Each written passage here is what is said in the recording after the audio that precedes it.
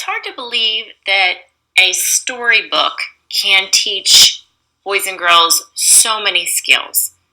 Just by reading to them on a daily basis, having them see literature, having them interact with it and tell stories of their own gives them a huge advantage when it comes to the time where they're ready to read and write. This list of goals for storybook skills is enormous. And if we were to try to teach each of these skills independently, it would take forever. Thankfully, just by reading quality literature, authentic stories with good illustrations and great storylines, we can achieve and check off almost each of these goals before we even ask a child to be a reader. I'm going to go through the list and share with you each of these goals. The first one is the easiest. We know that good quality literature motivates readers to want to read and be writers.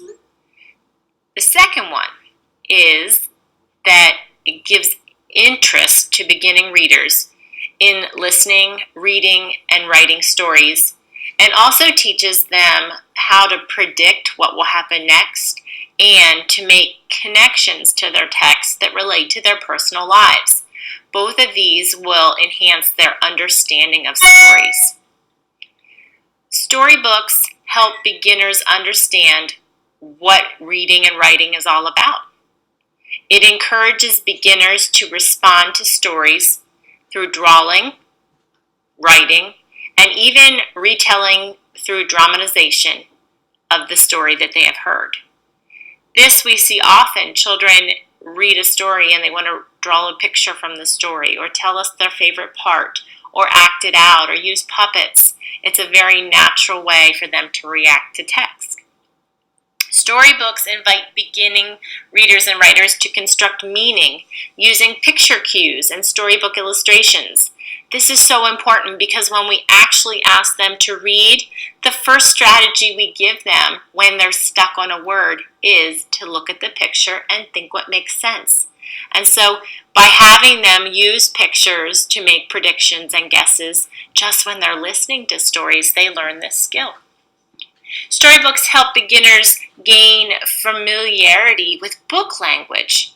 So words like once upon a time, or happily ever after, or in the beginning, or after that, or finally.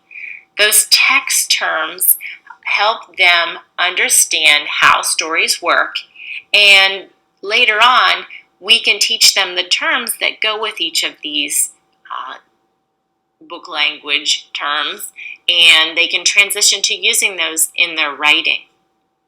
Storybooks teach beginners that books go left to right and top to bottom. We call this directionality. They teach beginning readers the meaning of word and space because our newest readers do not see print the way that we do. So by using big books with them, they can see the spaces in between each section and that each group of letters is a word. We can teach beginners that alphabet letters go together to form written language, and they can explore that by finding letters within words and finding, again, small words within the text. Storybooks can teach beginners to predict what comes next in the text. And last of all, they can teach beginners to recognize words that are interesting, words that are big and jump off the page, or words that occur frequently. So they're looking for new vocabulary and they're remembering it almost as environmental print when they see it often.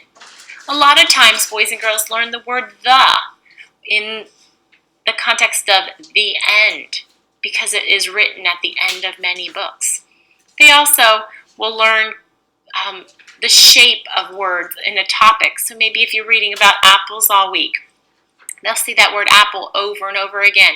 They can't read the word apple, but eventually through the week it will imprint on their brain the shape of that word. And if you put that word within a picture of an apple, they'll learn that word because they've seen it. So these are the goals of storybooks. All these things happen over time when you share literature with students. And then it's your job as the teacher or the teacher after you to transfer these skills into their classroom instruction. And that transfer is a natural bridge to becoming a true reader and a true writer.